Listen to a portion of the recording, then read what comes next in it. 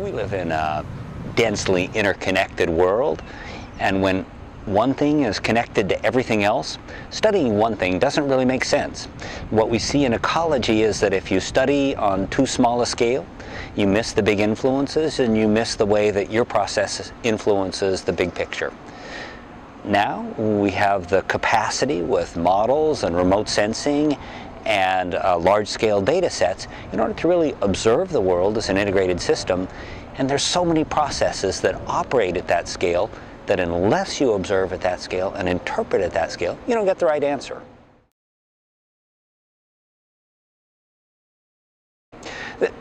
The really exciting thing about global ecology is that we have the opportunity to solve fundamentally important problems that can improve the quality of life for people and ecosystems in the future. At the same time, we're discovering important scientific principles about the way the world works. For me, that we're just entering the golden age of ecology, where we really see the mechanisms that make ecosystems work, that maintain or control biological diversity, and that regulate the interactions between organisms and their environment. For the very first time, we're beginning to get to the root causes of ecology function at the local scale, at the regional scale, and at the global scale.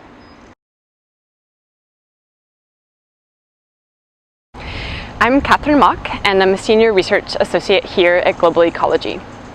My work focuses on climate change assessment.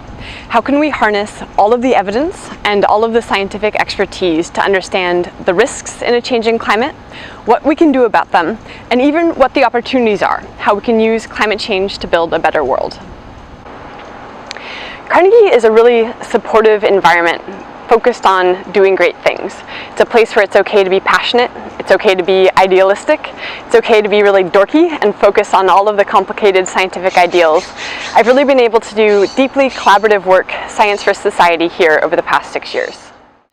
What I love about the community here at Carnegie is that it's filled with people who are deeply curious about important cutting-edge science and who really care at the same time about changing the world. Anytime you go down to the lobby in Global Ecology, you can learn something about how methane is coming out of gas wells and you can constrain that from the top down, or how the changing ocean acidification patterns we're seeing unfolding are stressing coral reefs around the world.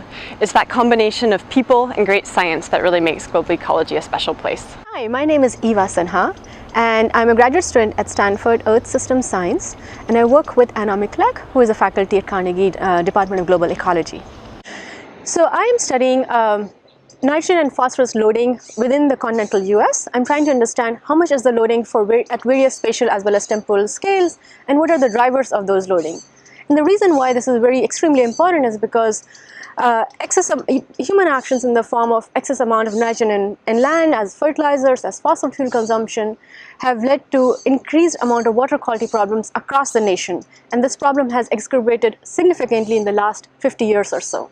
So understanding how much we are impacting our nutrient loading will help us in understanding how humans are impacting water quality.